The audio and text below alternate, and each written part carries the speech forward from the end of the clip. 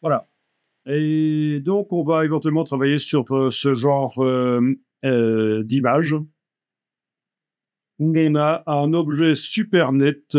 Si on fait un détourage comme on a fait jusqu'à présent au pinceau, on va avoir un bord qui ne va pas être pur, ça va tout de suite se voir.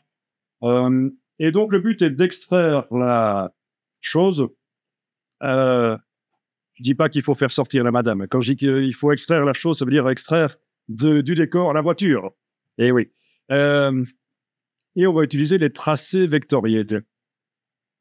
Bon, on va toujours aller chercher cette voiture-là. Oui, bon, on pourra faire le tracé dessus, oui, oui. Donc, je suppose qu'il y en a qui n'ont jamais touché au tracé vectoriel. Alors, ici, dans Google, j'ai tapé vintage microcar et public domaine entre guillemets. Et dans les images grandes, je suis tombé sur la chose. The thing. Mais une autre conviendrait. Mais prenez quand même pas un truc trop complexe. Hein. Bon, par exemple, si vous prenez ça, ça va. Ça va. Mais bon, il y en a où il y a la mécanique assez complexe qui pendouille à l'extérieur.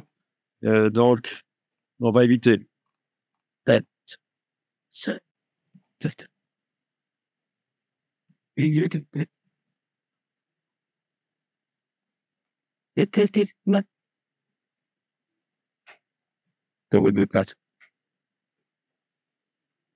Donc, voilà. On va démarrer avec ça.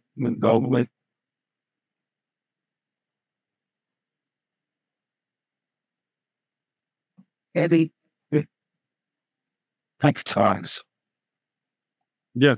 Bon, l'image n'est pas de très bonne qualité. Celle que je vous ai montrée, c'est pixelisé. Peut-être que je vais multiplier les pixels. Oui, si vous avez, comme moi, une image pixelisée, on va multiplier les pixels pour faire un lissage. Parce que là, c'est quand même fort pixelisé. Donc, avant de faire ça, je vais quand même aller voir dans Google s'il n'y aurait pas la même image en meilleure qualité.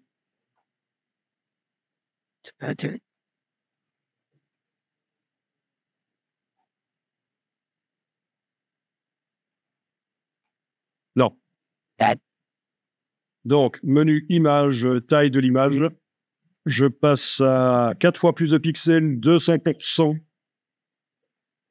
Quelle méthode chez vous dans C6 ce sera bicubic plus lisse adapté à l'agrandissement? Et chez moi dans CC, c'est conserver les détails, c'est meilleur. Et voilà.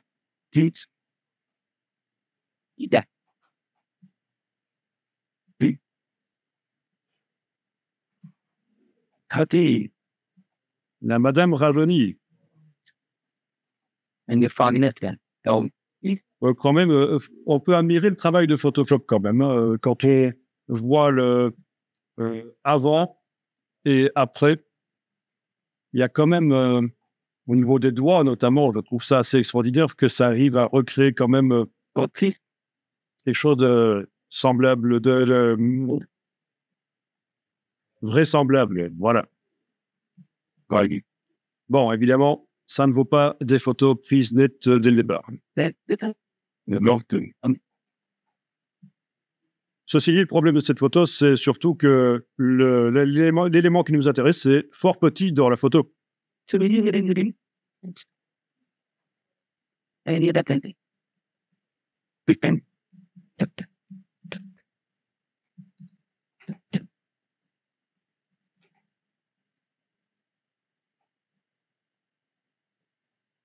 d'ailleurs un problème chez les débutants qui font de l'infographie. C'est-à-dire que quand ils font leur photo de ce qu'ils vont utiliser, ils photographient ça de loin, sans utiliser de zoom. Et alors, sur la photo, l'objet qui les intéresse, c'est minuscule. Et forcément, c'est comme...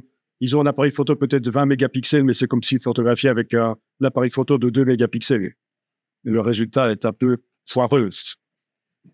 OK, donc ici, nous allons mettre d'abord un calque, mais au-dessus, un calque au-dessus du calque de l'arrière-plan. Donc, je clique sur le bloc de feuilles dans le bas de la palette des calques. J'obtiens un calque ici. Et je vais le remplir de blanc. Donc, édition et remplir. Ou raccourci clavier majuscule suppression. Je ne crois pas que je vous l'avais déjà dit celui-là. Raccourci clavier majuscule suppression de caractère. C'est le raccourci clavier pour édition remplir. Bam. Parce que un petit.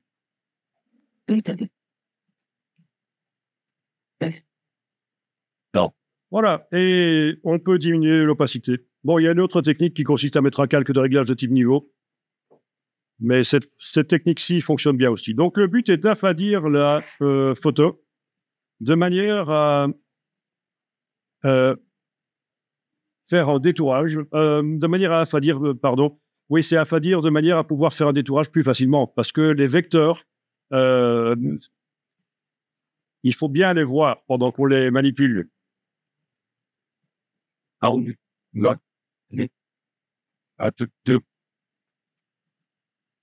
Bien, donc je vais maintenant dans la palette des tracés. La palette des tracés, menu fenêtre, tracés.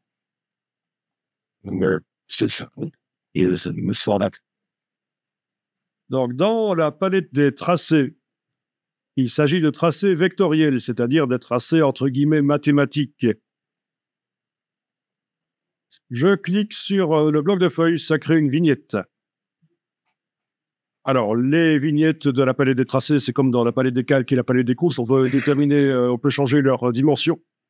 Donc, je vais dans le menu de la palette des tracés jusqu'à option de panneau et je peux demander d'avoir des tracés, des vignettes qui s'affichent plus grandes. Donc, actuellement, la vignette est vide. Alors, il faut toujours commencer par créer la vignette avant de créer le tracé, sinon vous allez avoir parfois des blagues, le tracé va disparaître sans que vous compreniez pourquoi. Donc, pensez toujours à ça avant de créer le tracé avec la plume, parce qu'on va utiliser l'outil plume. Créez d'abord la vignette qui va accueillir le tracé. Si vous avez commencé à tracer en ayant oublié de faire la vignette, ça va quand même faire une vignette temporaire. Il suffira de l'amener sur le bloc de feuilles pour en faire une vignette permanente comme celle-ci. Donc, je m'explique. Si avec la plume, vous avez commencé à faire un tracé sans avoir au préalable fait la vignette, il faudra convertir cette vignette temporaire en vignette permanente en l'amenant sur le bloc de feuilles comme ceci. Donc ici, c'était juste pour démontrer un peu ce qu'il fallait faire pour éviter un peu la cata, parce que ça peut prendre du temps de faire un tracé. Et donc, faites la vignette avant. OK. Donc, je vais m'attaquer ici au toit parce que c'est plus facile, c'est bien contrasté. Alors, je vous montre et puis après, vous allez le faire. C'est important de bien comprendre le processus. Je vais enfoncer la touche verrouillage majuscule pour avoir le pointeur précis. Je vais cliquer et poser un premier point. Il ne s'agit donc pas d'un cliquer-glisser, c'est un cliquer. Je vais plus loin et là, je fais un cliquer-glisser. Et je vois deux petites boules qui apparaissent. Ce sont les extrémités de la tangente. Il faut la faire petite. Ne faites rien, regardez. Je fais la tangente petite et je la fais tangente à la courbe, c'est-à-dire qu'elle ne doit pas être perpendiculaire comme ça, ni comme ça. Donc, elle doit être tangente. Ensuite, je vais enfoncer la touche commande du clavier de manière à pouvoir faire un repositionnement du premier point si nécessaire, un repositionnement du second point si nécessaire, et surtout ce qui m'intéresse, c'est aller modifier la première poignée de tangente ici. Il ne faut pas toucher à la deuxième. La première poignée de tangente, alors qu'est-ce que je fais avec ça? Eh bien, je positionne la poignée de tangente de manière à ce que la courbe que je vois là épouse la forme du toit de la voiture dans ce cas-ci. Et je lâche le bouton à souris. Enfin non, oui, je lâche le bouton souris et la touche commande du clavier qui m'a servi à amener la flèche. Et je continue le boulot. Alors, une erreur à pas faire, ce serait ceci. Ça, c'est typique des débutants. On met beaucoup trop de points, donc j'annule. Commande Alt Z. Donc, il faut sentir, en fait, où le point suivant doit se trouver. Donc, je vais le mettre là. Touche commande, je bouge la première moitié de tangente, j'ajuste. Barre d'espacement pour bouger l'image dans sa fenêtre. Voilà. Et voilà. Bon, ben déjà, essayez ça. Et puis, on verra pour la suite. Je sais que ça va foirer à un certain moment, notamment ici, parce qu'il y a un petit changement de direction, mais surtout ici. Ici, ça va un peu être ennuyeux parce qu'on a quand même la roue à l'arrière là qui redémarre à angle droit. Vous voyez, dans la silhouette de la voiture, ça redémarre à angle droit. Et donc, ça va faire un truc bizarre, comme ça, foireux, ça. J'annule. Donc, quand vous en êtes arrivé au niveau de la roue ici, vous attendez. Alors, il faut quand même que je vous dise un petit truc. Si avec la touche commande, vous cliquez à côté du tracé, vous avez indiqué à Photoshop que vous le terminez. Et donc, si vous mettez un point plus loin, il n'est pas raccroché au tracé précédent. J'annule. Si vous avez fait cette erreur de cliquer avec la flèche à côté, vous avez indiqué donc que la première partie du tracé est terminée. Mais non. Dans ce cas-là, je reviens avec la flèche sur le tracé, je clique, ces points apparaissent, je lâche la touche commande sur le clavier, je clique sur le dernier point de construction pour indiquer que je redémarre le travail au départ de là. Un clic, pas un clic et glisser. Et puis, sans enfoncer le bouton souris, je vais plus loin. Petite tangente, touche commande, voilà. Petite tangente, touche commande, voilà.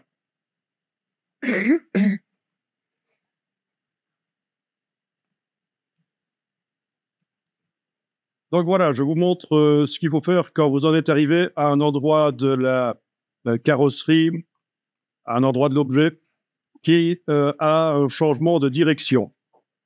Donc ici, mon dernier point, il est là. Ça, c'est la poignée de tangente à laquelle je ne touche pas. Ça, c'est le dernier point. Je vais casser la tangente. J'enfonce la touche Alt et je prends la poignée de tangente.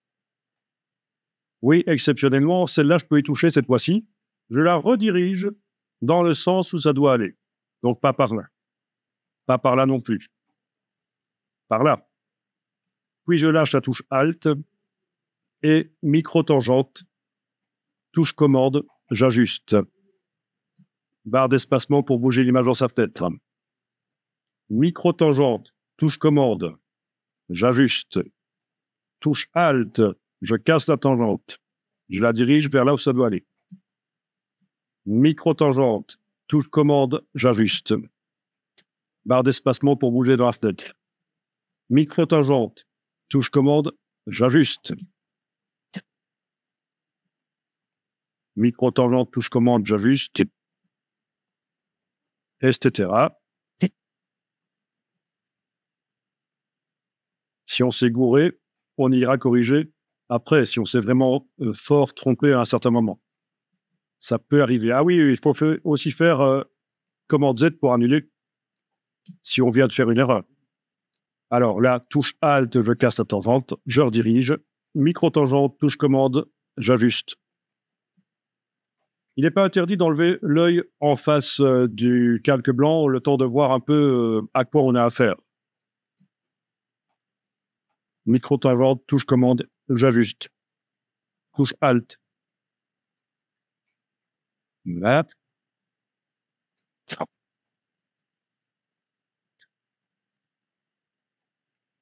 Donc, vous voyez à peu près le nombre de points que je fais.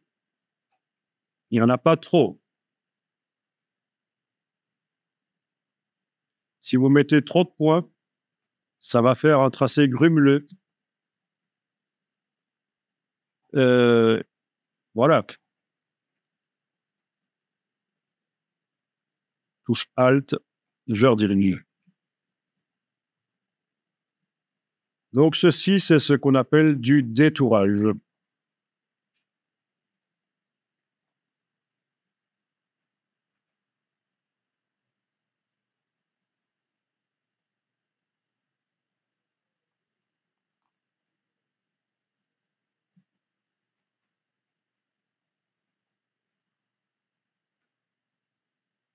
À certains endroits, notamment les pneus qui sont noirs dans l'ombre, bon, il y a une astuce pour les faire réapparaître plus facilement, mais parfois, l'image est complètement bouchée dans les parties les plus sombres et on n'arrivera pas à voir vraiment la forme du pneu, donc il faudra l'inventer.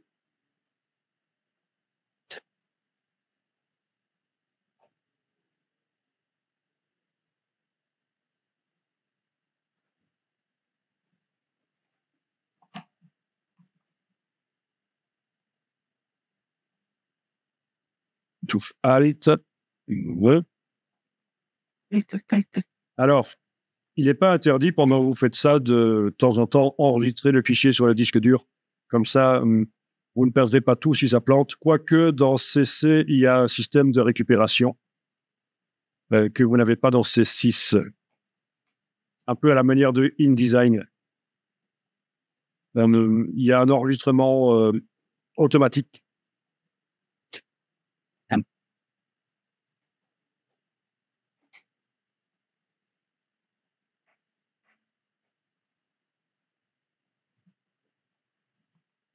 Alors, ceci, la plume, c'est vraiment la base du travail dans Illustrator. Illustrator est un logiciel vectoriel et la plume dans Photoshop, ça sert quand on a à faire des objets à bornette, mais dans Illustrator, ça sert quasiment tout le temps. Mais rassurez-vous, il y a aussi des manières de créer de manière automatique des illustrations. On n'est pas obligé de tout dessiner à la plume.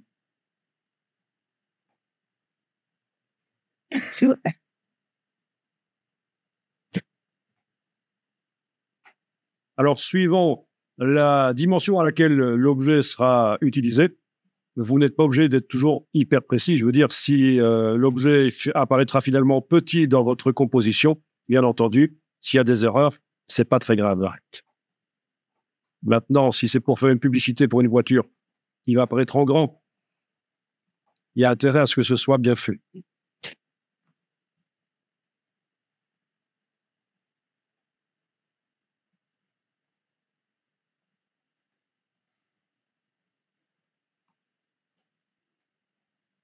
Alors, comme souvent, si ça vous ennuie de faire les choses, il faut les faire par les autres. Donc, il y a une solution, c'est de faire appel à un service en ligne. Si vous tapez dans Google Clipping Path Service, Clipping Path, ça veut dire tracé de détourage, vous allez tomber sur des gens qui vous proposent de faire en ligne ce boulot-là. Vous leur envoyez les images et ils vous font ça. Ils peuvent même vous faire des couches alpha avec de la transparence. C'est quelque chose qu'on n'a pas encore vu d'ailleurs. Les couches alpha avec de la transparence. Alors, il y en a plein.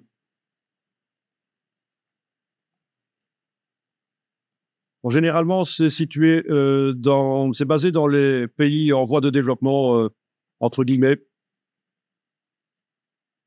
Si on peut considérer que l'Inde est un pays en voie de développement.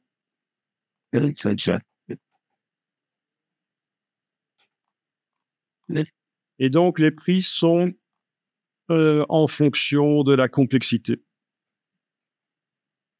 de l'objet à détourer.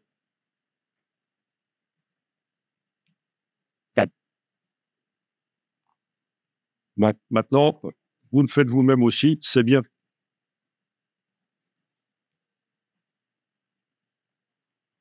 Typiquement, c'est le genre de choses qu'on fait faire aux stagiaires dans les boîtes de pub, etc., quand on fait des catalogues. C'est assez atroce, mais c'est comme ça. Voilà, c'est long à faire, ça ne demande pas d'être très créatif. Et les stagiaires, avec un turnover, on connaît, il y a certains secteurs de l'infographie qui ont un turnover assez important, c'est-à-dire que quand un stagiaire s'en va, à peine parti, il y a le suivant qui arrive, et ça dure comme ça pendant des années et des années. Mais c'est pas dans tous les secteurs de l'infographie. Hein. Par exemple, dans le web, c'est moins comme ça. OK. Voilà. Donc, je peux enlever l'œil en face du calque blanc. J'ai mon tracé qui est prêt à être utilisé. Et le voilà. Et ce qui est blanc sur la vignette, c'est ce qui sera vu si j'utilise ce tracé. Voilà. Donc, le tracé va pouvoir servir à faire plusieurs choses. Générer une sélection en pointillé. À partir de là, j'en fais ce que je veux comme d'habitude. Mais on peut aussi mettre le tracé sur le calque. C'est ce qu'on appelle un masque vectoriel. On a vu les masques de fusion qui sont composés de pixels et on a des masques vectoriels qu'on n'a pas encore vus qui sont composés de vecteurs. Et les deux peuvent même être sur le même calque. Un calque peut avoir un masque de fusion et un masque vectoriel.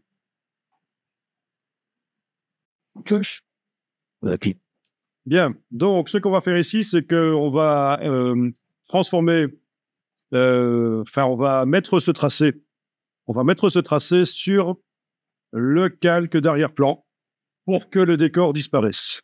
Donc, à la place d'un masque de fusion, ce sera un masque vectoriel. Alors pour ça, vous devez, dans C6, double-cliquer sur le calque d'arrière-plan pour le déverrouiller.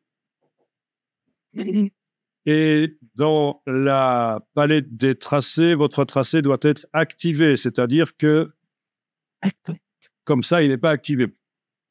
Comme ça, il l'est. Comme ça, il n'est pas, comme ça, il l'est. Donc, on ne demande pas ici de créer une sélection au départ du tracé. On pourrait, mais on ne va pas le faire. C'est ici dans le menu. Et là, on pourrait la transformer en masque de fusion. Menu calque, masque de fusion, faire apparaître la sélection. Mais non, ce qu'on veut faire, c'est mettre du vecteur sur le calque. Parce qu'on a fait quelque chose de super net, alors autant le garder super net, notre détourage. Les pixels, c'est pas super net. Les vecteurs, ça l'est. Super net. OK, donc, vous avez double-cliqué sur le calque d'arrière-plan, il est déverrouillé. Moi, je suis dans CC, je ne crois pas que je suis obligé de le faire. Et dans la palette des tracés, votre tracé est activé. On va dans le menu calque et on demande masque vectoriel. Masque vectoriel. Et on fait un masque vectoriel qui fait quoi? Qui fait tout apparaître ou qui masque tout? Ben non, aucun des deux. Un masque vectoriel qui va utiliser le tracé qui est actuellement sélectionné dans la palette des tracés. Et voilà. Résultat, sur la vignette du calque d'arrière-plan, j'ai cette chose bizarre qui est un masque vectoriel. Non.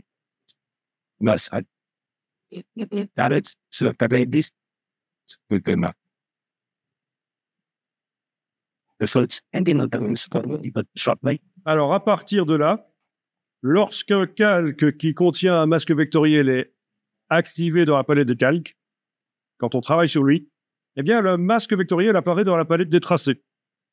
Par exemple, si j'active un autre calque qui n'a pas de masque vectoriel, je ne vois pas de masque vectoriel dans la palette des tracés. Si je clique sur le calque qui a un masque vectoriel, je vois le masque vectoriel dans la palette des tracés. Donc, en fait, il faut bien comprendre ceci, c'est que le tracé original ici, qui s'appelle tracé 1, est complètement indépendant du calque. Ce que je vois là, ce n'est pas le tracé 1, c'est une copie du tracé 1.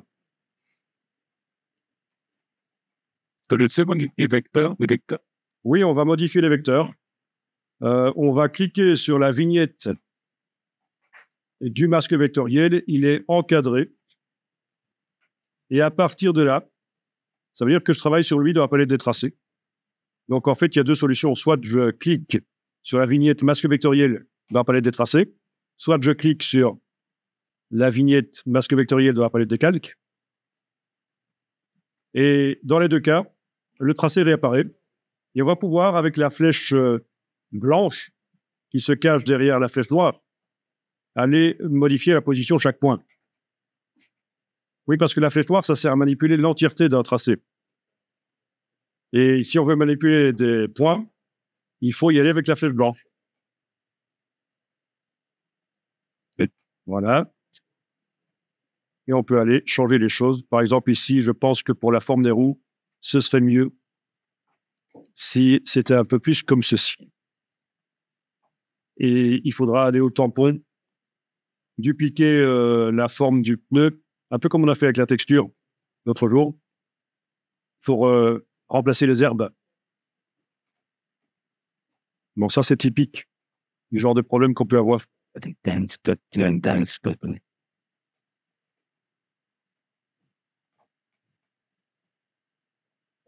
Bien. Donc, à partir de là, le tracé 1 ne nous sert plus du tout, on pourrait le jeter. On vient d'améliorer le tracé, mais le tracé qui est sur le calque, donc c'est le masque vectoriel. Et alors, il y a autre chose que je vais faire, c'est les fenêtres, parce que là, il y a un truc foireux, c'est que je vois une palissade à travers les fenêtres. Donc, en étant en train de travailler le masque vectoriel, je vais aller faire une portion de tracé dans ce masque. Donc, un tracé fermé, mais plus petit, juste par exemple pour la fenêtre ici. Et je peux réafficher le calque blanc pendant que je fais ça. Donc, à la plume, en ayant le cadre autour du masque vectoriel, tout verrouillage majuscule pour avoir le pointeur précis. Clic, clic et glisser, touche commande. Clic et glisser. Ah, ouais, ça marche. Ça marche. On a juste un petit problème, c'est que donc touche Alt, voilà. Vous allez comprendre le problème, c'est que pendant que je fais le tracé, il agit. Et par exemple, là, il m'empêche de voir là où je dois passer.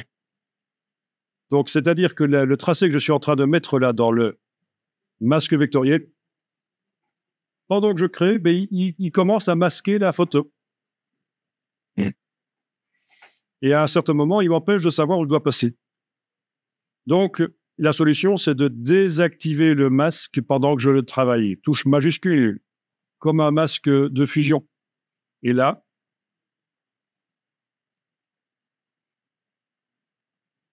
alors,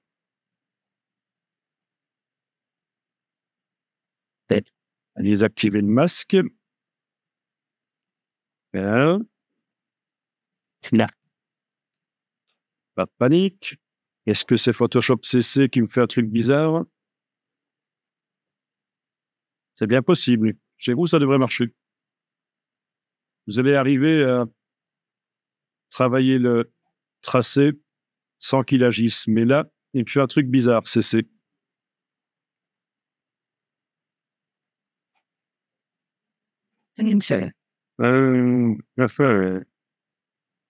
Peut-être des astuces. Il y a toujours moyen de s'en sortir, mais c'est ennuyeux, ça. Hein?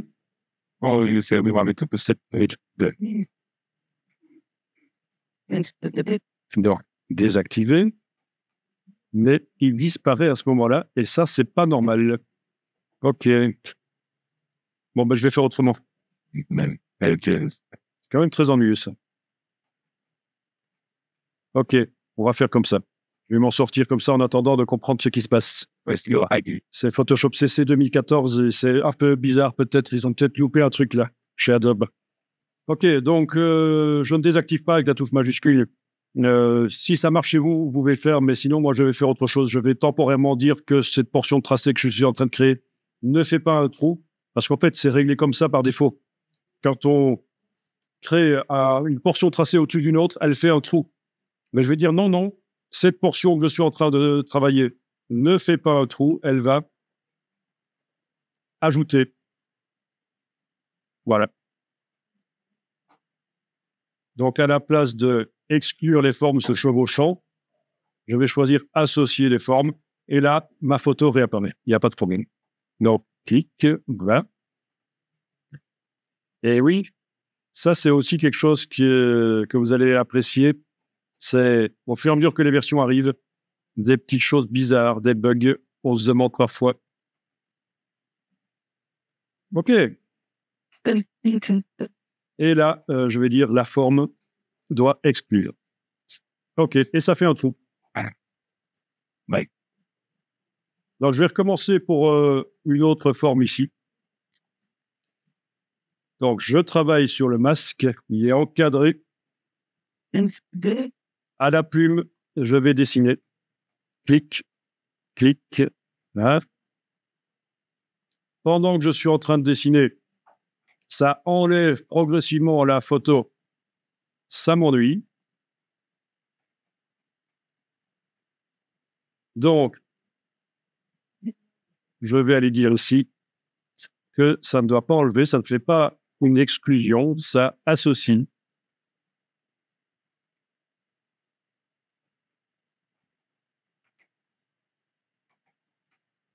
Voilà. Et quand elle est terminée, je peux dire qu'elle fait une exclusion. Voilà, elle fait un truc.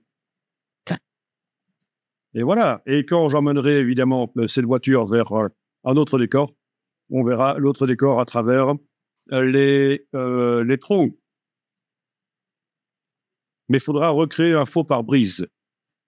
Parce que sinon, ça va paraître bizarre. On aura l'impression qu'il y a un truc qui cloche. Il faut un petit reflet quand même donc sur les pare-brises.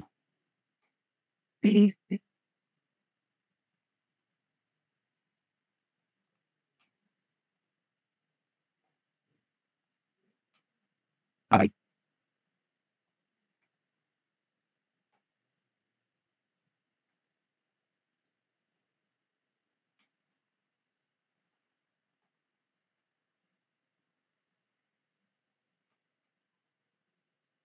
Image.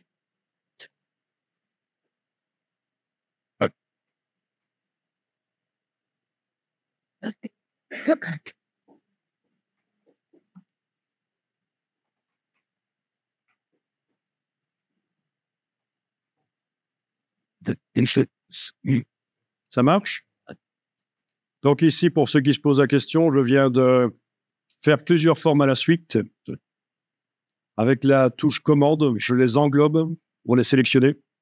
Et je vais dire ici au-dessus qu'elle fait un trou. Voilà. Bon. Après, c'est un peu de jugeote, c'est du cas par cas. Je vais passer un peu chez vous. Il y a encore un trou là, misère. Il y a plein de trous dans cette bagnole. C'est un vrai trou, ça? Comme ça. Là. Voilà.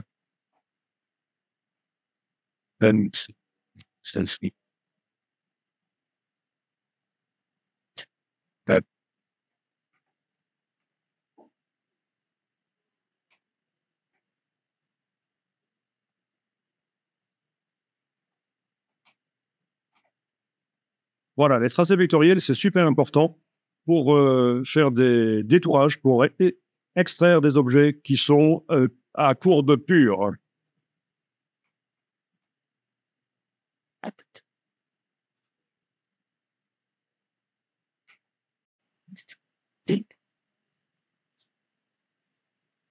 OK, donc ici, je vais m'occuper du pare-brise. Pour ça, je vais faire un nouveau tracé, une nouvelle vignette de la palette des tracés. Avec la plume, je vais faire la forme du pare-brise. C'est pas toujours évident de voir où est le caoutchouc, jusqu'où doit aller la vitre. Mais bon, allez, faisons comme ça. Voilà, ça doit être comme ça. Donc, le pare-brise, je vais recréer une fausse vitre.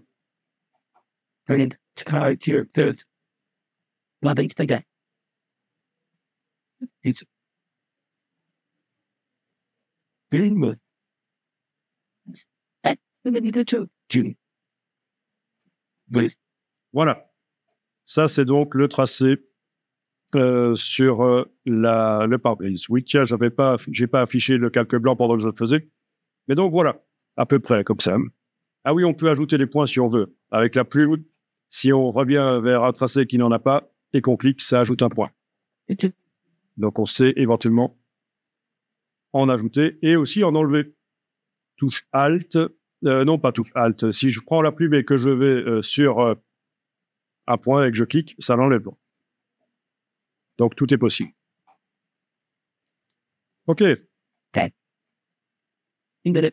Alors ici, je vais faire un nouveau calque. Je clique sur le bloc de feuilles pour faire un nouveau calque dans la palette des calques. Et je vais mettre un dégradé.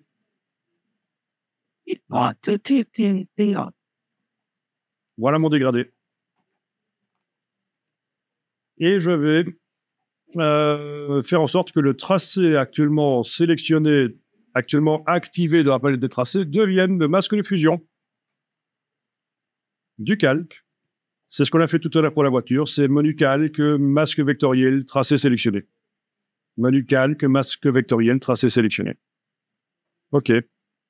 Bon, évidemment, je ne vais pas garder ce dégradé qui va du rouge au vert pour le pare-brise. C'est foireux. Je vais, à la place, mettre d'autres dégradés. Je vais tester. Moi, je vais prendre le dégradé du noir au blanc, cliquer là-dessus pour afficher l'éditeur de dégradé et changer la couleur éventuellement. Voilà. Du bleu au blanc. C'est ce qu'on a fait tout à l'heure. Modifier le dégradé. Je trace sur l'image. Voilà. J'ai un pare-brise. Je modifie l'opacité. Voilà. OK. Maintenant, il faudra voir avec le vrai décor derrière. On ne sait pas vraiment juger là. Mais je peux retracer autant de fois que je veux. Allez modifier la couleur par teinte de saturation. Enlever la couleur éventuellement. Désaturer. Voilà, voilà. Et là, je remarque que mon tracé, il n'est pas génial à ce niveau-là.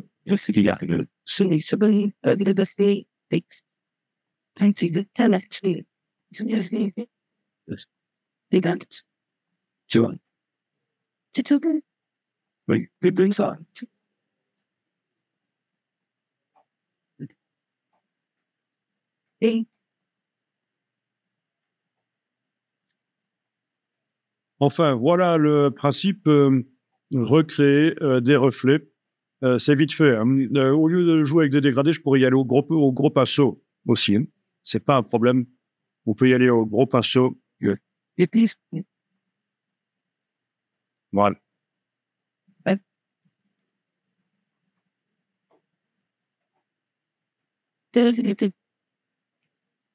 Très good.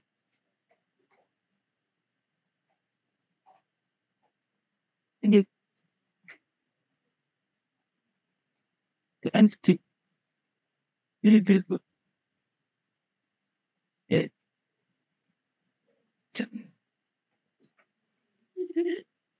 Then I think it's